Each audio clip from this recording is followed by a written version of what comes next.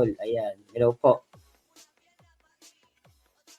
Okay, Ate ba yan? Shoutout from Portland, Oregon, USA. Jeff Bautista, sana boss Mac, mapatulpo yan si Kulaong sure swak sa bangayan. Sana nga. Invisible 7, pero tingin ko Sir Mac this time matuloy mahoyo yan. Malabo na niya magawa ulit yan dahil panigurado marami na ang aware sa mga katarantaduhan niya. Totoo yan. Tama naman. Kay Ate Jeff, ayun, wala ka live kagabi, Boss Mac, babangers pa naman ako. Opo, wala nga po kagabi, hindi ako natuloy.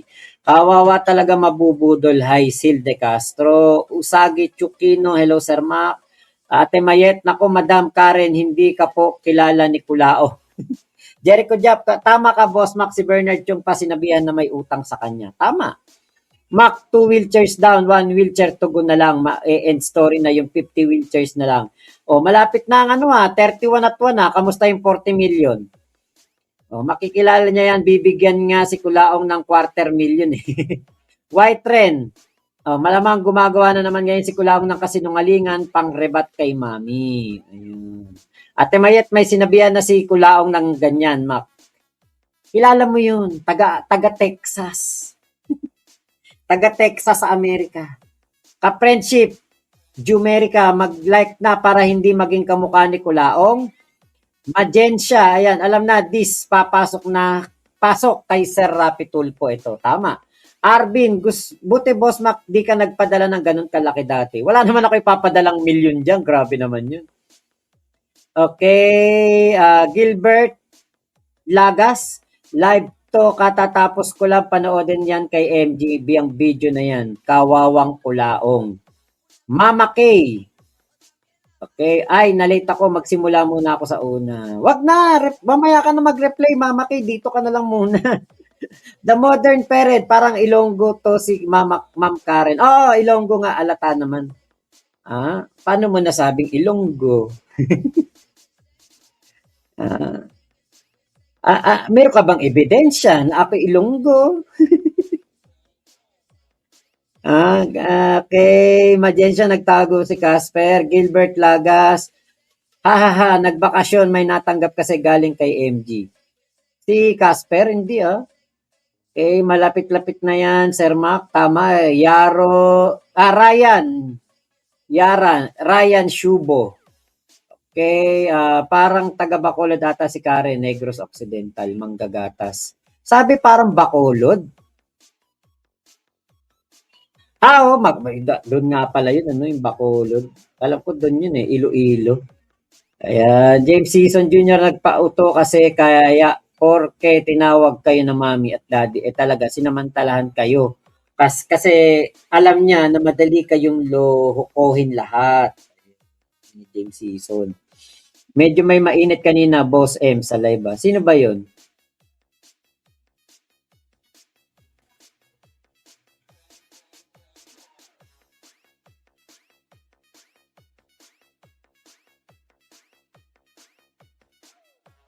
Okay. Ate Michelle, pag mag-vlog si Kulaong sa sementeryo ng hating gabi, siguro matakot ako. Akalain mo may ngiping nakalutang. May umuusbong na sungay sa noon ni Kulaong, Boss Mac, Arnel Chomico, John Robs, Malgapo, kakatapos lang mag-embal sa mo. Kel, aray ko Kulaong, pakak, umiiyak habang naghihimas ng matabang rehas. James Season, si Norman walang konsensya kasi alam niya madaling lokoy ng mga taong walang kamuwang-muwang at pinagsamantalahan ang mga taong gustong tumulong sa kapwa natin, nakawawang kababayan natin. Ayun, tama. Niloosit ito nakatapusan ni Kulaong. Big Mama, pwede na ako matulog mamaya na mahimbing. Kagabi aligaga ako kasi walang Kulaong time. Kagabi aga ko pa naman kagabi. Pasensya na Big Mama. Sorry talaga. Attorney Macmac Pablo, saan ka na sana ngayon? At ako ang abogado ni Kulaong. Mga adik na kay Kulaong time, sabi ni Ate Joseph Grooms. Okay, James Can, Sir Lods Manggagatas, nandito lang pala, shoutout pala sa'yo. Wish Kulaong daw tayo, sabi ni Sir Lods. Wish Kulaong. Kung may issue sa Bisaya, may issue rin ako sa Kulaong, sabi ni Manggagatas. Vincent Ignacio Culaong, grabe kadami mong sinirang buhay. Totoo nga yan. Fritz Willant, ayun, hello po.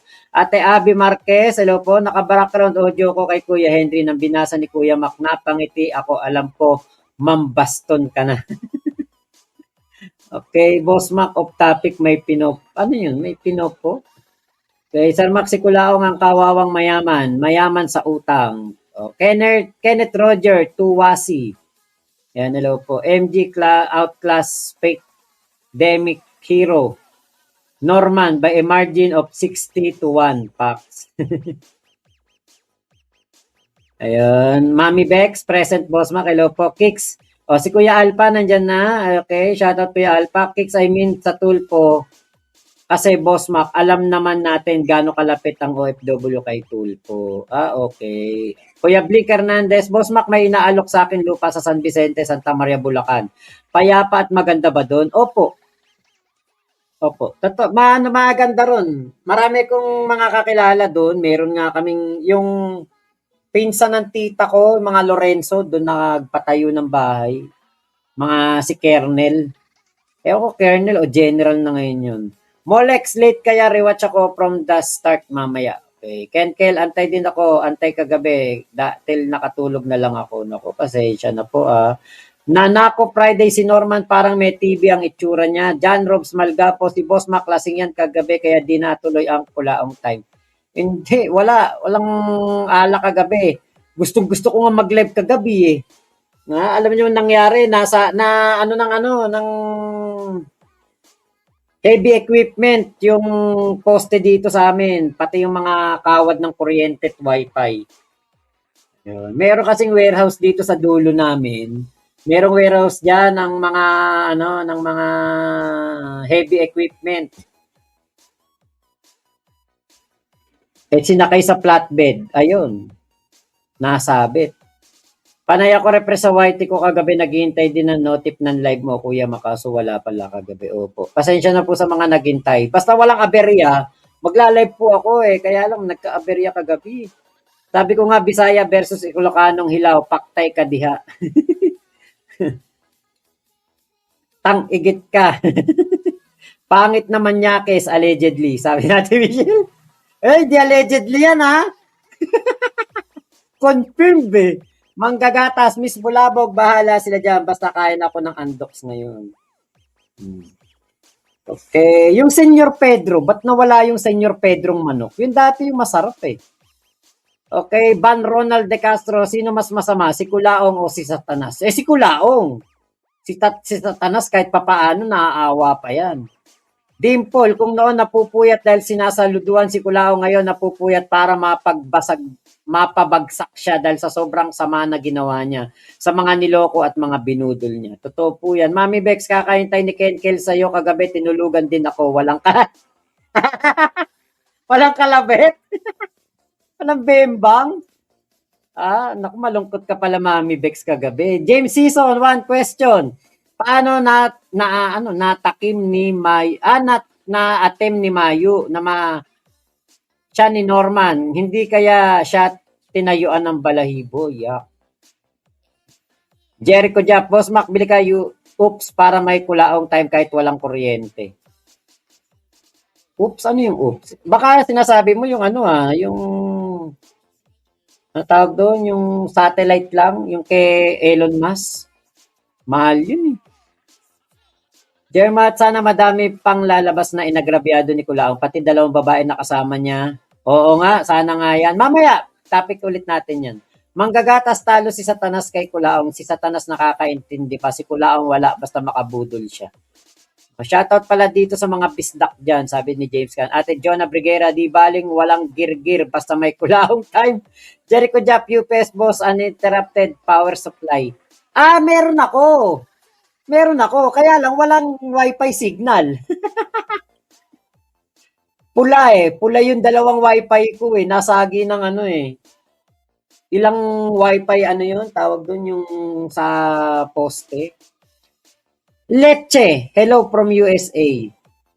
Meron ako niyan. Meron akong UPS, yung pala yun, uninterrupted power supply. Meron ako dito, power supply sa computer, sa dalawang wifi ko. Ang problema, naputol yung kawad doon sa poste.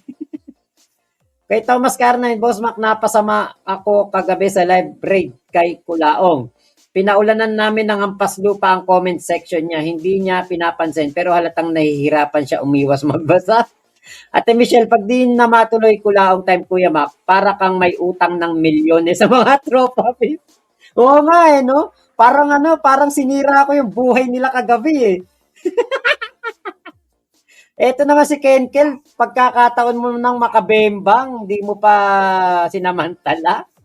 James Season, sino mas pogi? Si Norman o si PBBM? Allegedly, si Norman of course. Oy, naku po, lalabang ko to ng putulan ng edit si PBBM. Mas pogi si BBM dyan.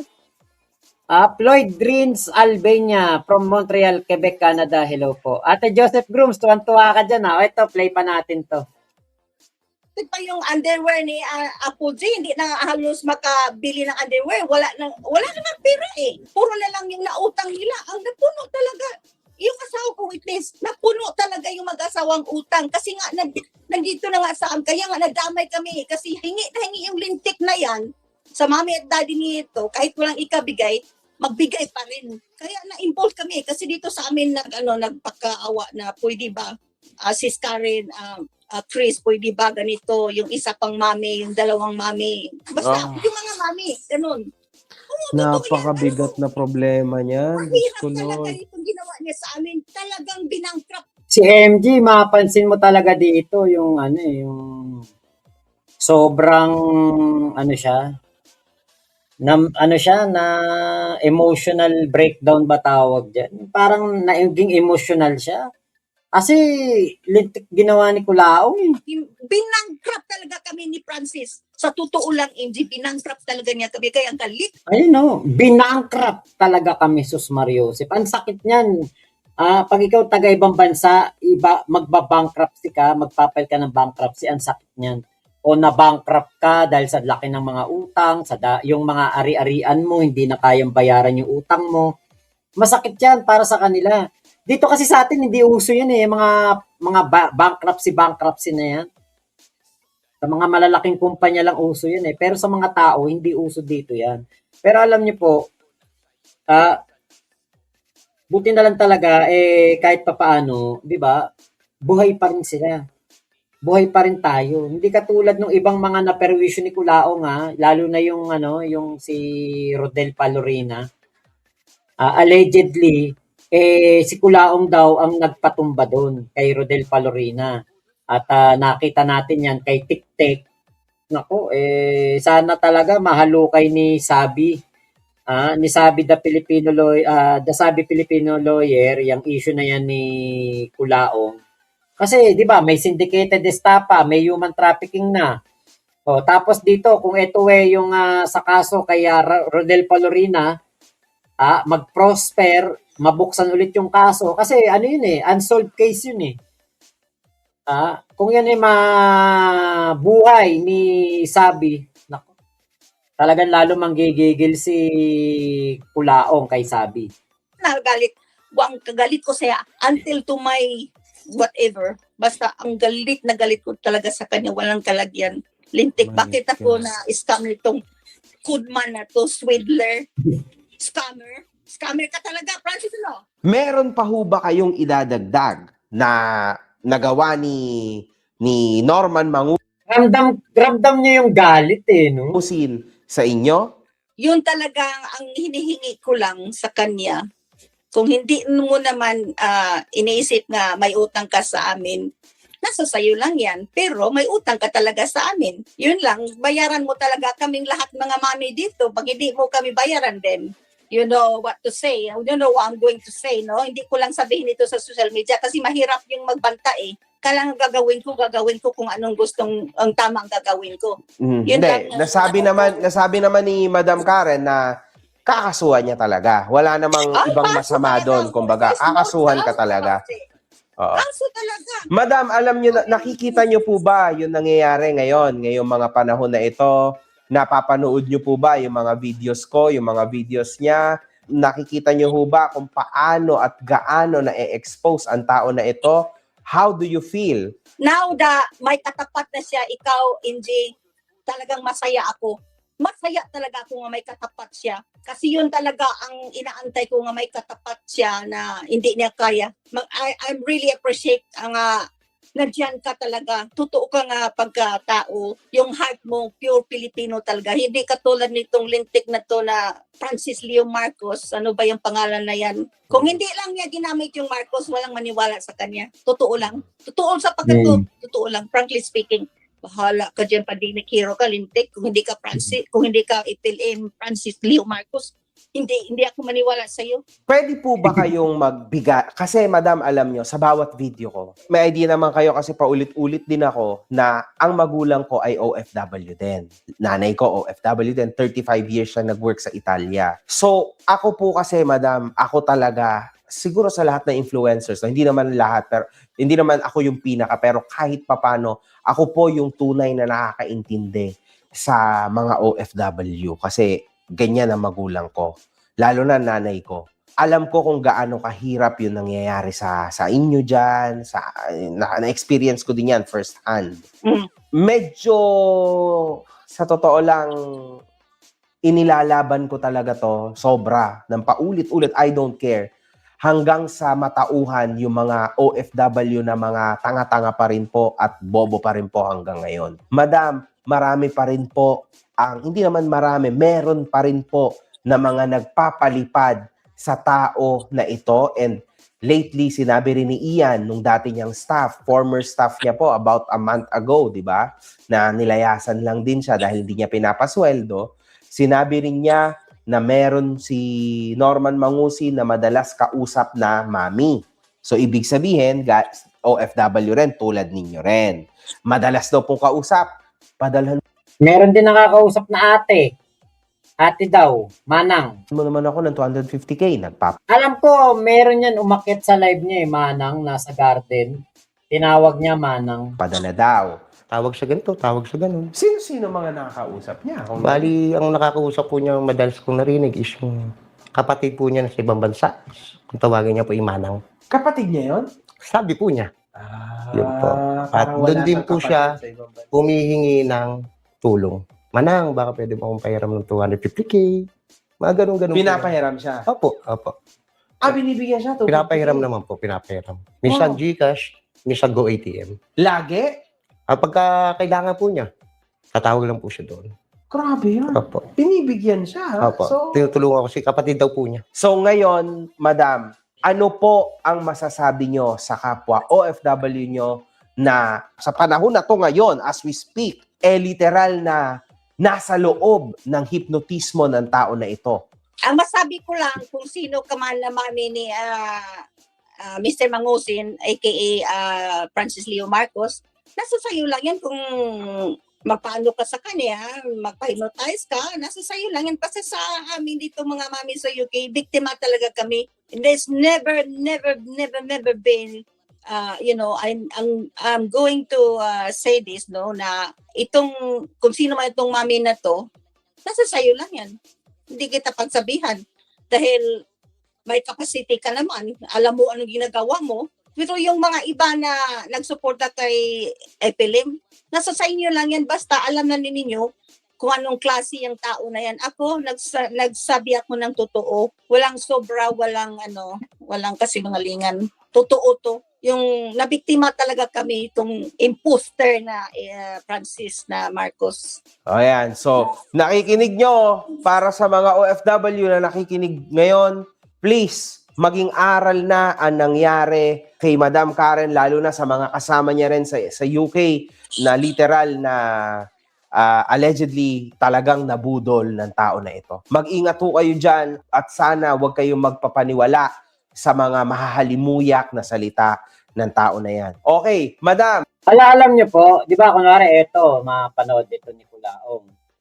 Tapos, merong nakakausap si Kulaong, nagbibigay sa kanya ng pera, aagapan niya na yun. Alam niyo ba kung ano sasabihin niyan? Na ano lang yun, hindi ko kasi nagkataan, hindi ko kasi pinagbigyan, kaya ganun, nanginingil. Pero lahat yung bigay lang sa akin. Ganun ang style nun eh. Ganun ang ginawa nun eh. Dun sa isang nanay noon na kasama namin. Umayak pa nga dito sa live ko yun. Nung naghayag yun, yung lumabas siya para magsalita na noon tungkol dun sa issue. Baka nakakita nun, tinuturing mong anak yung si Kulaong. Tapos si Kulaong, ang tingin pala sa'yo para kang mamasang, para kang matrona tingin sa'yo. Paano tawag dito? Sugar mommy. Inaano ni Kulaong, talagang hiniya ni Kulaong at sinasabi, porke hindi lang ika napagbigyan hindi lang ika nagataan naniningil na bigla. Pero nung time daw na tinatawagan na parang nag-ano sila, yung parang nagpe-flirt daw si Kulaong. Sinabi sa amin yun ni nanay, nagpe-flirt si Kulaong, hindi niya pinapansin kasi nga anak ang turing niya. Pero iba turing ni Kulaong sa kanya. Tapos nung lumabas na siya, umalis na siya, sumama sa amin, isa din sa mga nabasyo na nanay, ang sabi ni Kulaong, hindi lang ika napagbigyan yan sabi ko. Talagang siniraan pa sa sokmed. Huling statement na po. Ano po ang masasabi nyo kay Francis Leo Marcos aka Norman Mangusin or baliktad, no? Ano po ang masasabi nyo sa kanya? Nakikinig po yan sa inyo ngayon. Siguradong nanonood yan ngayon. Okay, Francis, kung nanood ka man, sana naman bayaran ninyo kami, taga-Yuki. Lalo na yung mami at daddy mo dito, naghihirap sila. Hindi lang sila naghihirap, kami din ako, naghihirap din ako. Although, maganda yung trabaho ko, malaki yung sa sahod ko, pero ganun pa rin yung bayaran mo kami. Pag hindi mo kami bayaran, alam mo na, hindi na ako nagbanta sa iyo kasi mahirap magbanta sa sa social media Bayaran mo kami lahat dito, quit ka na sa amin. Pero pag hindi mo kami bayaran, alam mo na kung ano mangyayari sa iyo, Francis, Gaano po katagal ang palugit nyo, madam? More or less? Pag walang mangyari nitong mga summer na to dito, uuwi talaga ako dyan, MJ. Sampahan Summer ko talaga means siya. August, di ba? August ang summer, more or less sa England. Oo. Okay. Mga June. Okay. Ganun, mga June. Pag June. walang mangyari, Francis, hindi ako nagbabanta sa iyo, talagang babayaran mo talaga ako. Madadamay talaga sa lahat. Pati pa yung yung ina ng anak mo, madadamay talaga nandito sa akin. Naku, ito. 200,000 pinadala dito sa Kathleen K. Edeline Espinolo Ladjaw. Remitly. Yan ang mga na padalahan talaga sa abroad. Remitly, MoneyGram, Western Union. Nako. Talaga madadamay to kasi sa kanya bumagsak yung pera papunta kay Kulaong. Ang resibo damay sila lahat. My God. Sila ni President Dong kasi si President Dong nagamit lang din niya kasi ang pinakadulo nito ito si Nako wag niyo pong isipin na Karen na nadamay lang si President Dong. Kasi kung hindi yan nakikinabang sa ginagawa ni Kulaong, hindi niya gagawin yung ganyan na parang siya yung mule, money mule. Meron ding pananagutan si Dong dyan. Itilin siya ang accountable sa lahat ng nangyari. Yun. Oh, Francis, you are accountable sa lahat. Nadamay mo lang yung mga tao mo. I believe God. at Batalan, he is a good person. Okay. Very honorable man. Nadamay lang sa iyo yung mga tauhan mo, lintik ka. Napakasinungaling mo. Yun lang at sa bayaran mo kami, quit na tayo. Pag hindi mo kami bayaran din. Pero madam, ito sa experience ko kay Norman Mangusin, madam, huwag kayo sana masyadong masasaktan o maha-heartbreak, no? Pero ito, experience ko lang. It's been 3 months now na ginagawa ko yung ginagawa ko sa kanya sa social media. Pero madam, para po sa akin, hindi na po kayo babayaran yan. Sa pagkakakilala ko sa kanya.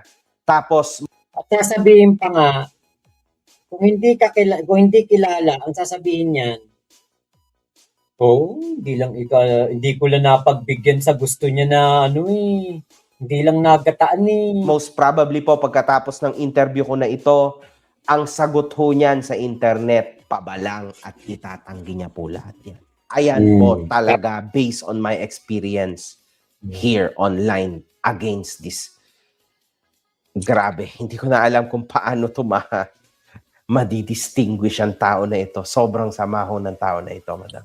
I-repeat ko naman yung salita ko. Once again, pag hindi mo kami bayaran, sabi ko lang sa iyo, kahit hindi mo ako mabayaran yung inutang mo sa akin, basta mailagay kita balik sa BJNP, tama na yun sa akin. Ayun, very good. Nako, si Kulao lalo magsisipag yun. Kung nitong mga nakaraan, parang 4, 5 beses naka-live, putya, gagawin niya 10 yan, tapos mamamalimos na sa live yan. Good. Kasi madam, hindi lang naman ho ikaw. Kasi kahit ako, kasama ng pamilya ko, talagang kinasuhan ho namin yan ng napakaraming kaso. Because ipinush nyo akong lahat. I've been pushed by you guys. And lalo na sa mga naririnig kong storya, kaya lalo din akong nagkaroon ng fuel at power para ituloy ang mga kaso na ibinibitaw ko sa kanya. And madam, alam nyo ba, kinasuhan niya ako sa Isabela. Yung kaso niya sa akin sa Isabela na dismiss lang. Sabi niya, Diyos daw siya sa Isabela. Pero kita nyo, wala talagang totoo sa sinasabi niya. Yan ho ang lehitimo, madam. Yun ang sinabi niya sa sarili niya. Pati yung sarili niya, kinukonvince na niya eh. Yung, grabe, kita nyo, alam na alam nyo. O, yun lang, madam. Marami pong salamat, ha? Oh, salamat, Inji, salamat. So yun, mga kahombre ko, atin pong nakausap si Madam Karen Whitmore. As you heard, sobra hong nakakalungkot ang naging storya na ito. Para ho sa mga mahal kong OFW, ako ho'y nakikiusap na naman sa inyo. Please, panoorin nyo ng ayos sa mga video ko para naman sa may mga magulang dyan, may mga tsuhin dyan o merong mga lola't lolong OFW na sa tingin nyo, medyo nakakaisa itong si Norman Mangusin. Guys, please, make them watch my videos, yung aking playlist about Norman Gusgusin. Please tulungan nyo ako to spread awareness at nang matigil na po ang katarantaduhan sa mundo ng internet. One love, good fucking vibes. Medyo nakakalungkot mga kaombre ko. Pasensya na kayo. Nawala talaga ako sa Mga putang ina. Mawawala ka talaga sa mood dyan. MG. Kasi, di ba, yan yung mga dati naming nararamdaman. Dahil sa mga natutuklasan namin about kay Kulaong. Ganyan yung nararamdaman namin dati. Nakakadurog ng puso. Imaginein mo na lang kung nanay mo yan, o tita mo, o lola mo. Di ba, napakasakit sa damdamin na nabudol ng isang Kulaong. Kunwari ako, lola ko si Nanay Karen, o nanay ko siya, o tiyahin. Nasa abroad, ako nandito sa Pilipinas. O tapos mapanood ko to, malaman ko tong mga nagawa niya na ito kay Kulaong. Tapos ang alam ko si Kulaong, nagbubuhay kala mo kung sino dito sa Pilipinas, kung sino-sino binabalahura, di ba parang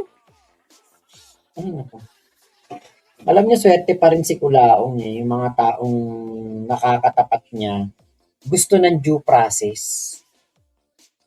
Hindi katulad nung iba na mga pag-iisip marahas. Chinat ko nga kay MG yun sabi ko kay MG, ano ba yung eksaktong? Kasi gusto ko yung eksakto sinabi ko. Ayun. Sabi ko, swerte pa din si Kulaong dahil hindi ka marahas na tao. Sabi niya, oo naman bro. Naku, kung nakatapat ni Kulaong, yung mga talagang nagpapagurgur. Wala na tayong topic ngayon. Walang Kulaong time. Baka hindi tayo magkakakilala eh. Diba? Swerte pa rin si Kulao kasi pinipili pa rin siya mabuhay ng mga tao na ito. Ang gusto lang, ipakulong siya.